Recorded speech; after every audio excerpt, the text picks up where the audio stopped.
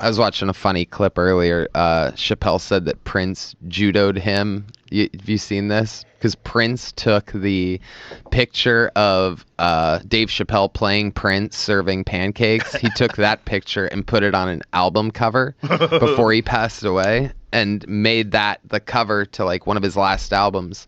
And Chappelle said he judoed me. And Jimmy oh, this is it. Yeah, this is great. Single. Gosh. That makes me so happy that happened. That just made me so happy. That's a Prince judo move right there. Is that yeah, watch pancakes? this. Well, no, it's like, you know, you make fun of Prince in a sketch and he'll just use you in his album. He uses your own joke against yourself. That's exactly. What am I going to do? Sue him for using a picture of me dressed up like him? It's impossible. It's genius. That's checkmate right there. That's checkmate. Amazing. God, I love Dave. Those fucking sketches back in the day were so impactful. His show's the best show that's ever existed. Yeah. The best comedy sketch show. No doubt. And it was only 2 seasons. Yeah. Which is so crazy. That and In Living Color. People sleep on In Living Color. In Living Color was wild. I remember I was playing pool once with my friend John. And I had no idea of the sketches. I didn't understand. I think it was like a Super Bowl thing. Like, did they do one where the halftime they had it in Living Color? Yep. Something like that? They did, right? So that was the first time I'd watched it at the pool hall. And I was like, oh my God, this dude is doing Fire Marshal Bill. Jim Carrey's doing it. I was like, this is crazy. This is the craziest show ever. Dude, that shit fucking raised me. Yeah. I mean, all of it. Bro, Handyman? Yep. He had a mentally handicapped superhero? Jesus Christ, he was called Handyman? Oh, so funny. Dude, I tell everybody, people forgot how good Damon Wayans is. They forgot for whatever reason because he decided to become a TV star and a movie star. Dude, when that guy was doing stand-up, he was like Chappelle level. He was at his time, he was the guy that I admired the most, like in his prime. Because he was in his prime when I was just starting to get to LA. Dude, he was so good. His stand-up was so good. They were all a bunch of store guys. Like Jim Carrey was young on this. Well, Damon always hung out at the store. Yeah. He would hang out at the store and create comedy like on stage. He would just he didn't worry at all about silence, about dead spaces. He was using it the way Mitzi wanted people to use it, like as a lab to create stuff. And Damon films all of his sets. So he has a tape recorder, like a camera in the back. He films all of his sets. He's had all of his sets since the 90s. He's been doing that. Wow. He just got that TV money, baby. Yeah. That TV money came rolling in. It's like, I could just hang out at the house. There's Sam Kinison. Sam Kinison in Living Color. And then cut to Jmaie Foxx sketch. Bro, that's right. And we're going to try to get some last-minute instructions from the coach. We're going to try to get a word from him right now. Here he comes now. Coach, can we get a word from you real quick? Hey, sure, Kevin.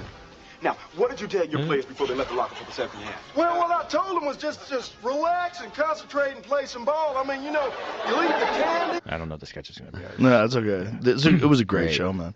So those are, in my opinion, those are the 2 greatest sketch shows. Oh, yeah. The cast on that's absolutely insane. I mean, think of that cast. Just the fucking Fly Girls is Jennifer Lopez. Like, what? Yeah. She's like one of the dancing girls? Yeah. What kind of a cast do you have?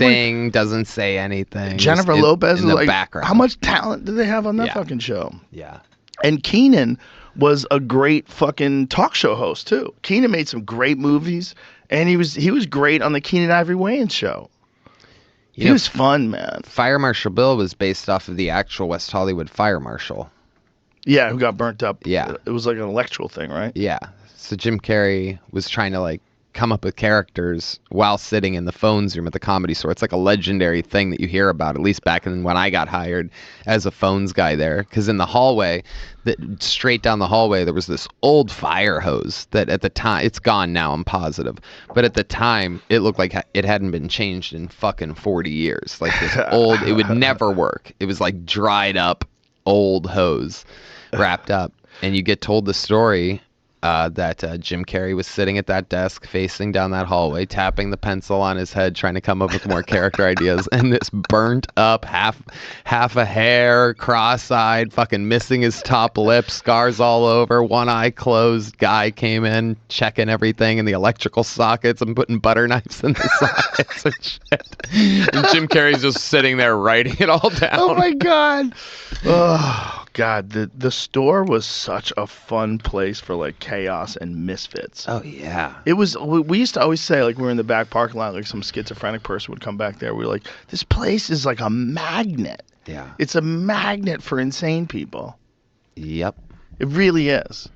Like all across the board. Like the original talent coordinator of the Comedy Store, when he got fired and then Duncan became the talent coordinator, I'm like, who the fuck is this guy? Yeah. When I first started talking to Duncan, we became friends from conversations we'd have over the phone.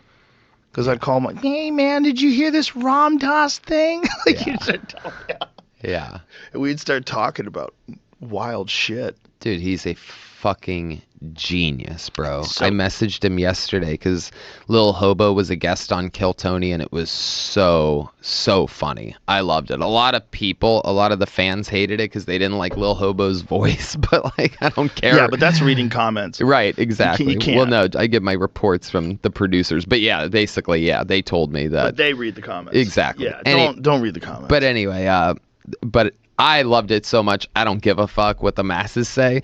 So I asked Duncan, I go, and this is like a leak of information, but I don't care. I asked Duncan yesterday, I go, hey, I want Lil Hobo to make a video that's going to air during the arena. Like, he's taking over the show for a second. Can we come over and shoot just a quick hour shoot anytime this week? You name it, we'll show up. He goes, Lil Hobo's agent is with CAA. His name's Stephen Leibowitz. He's been Lil Hobo's been a real diva lately. And he started sending me AI songs that he can make in like 2 minutes about how I'm not going to do this and I'm bigger than everything. He just sent me one. He just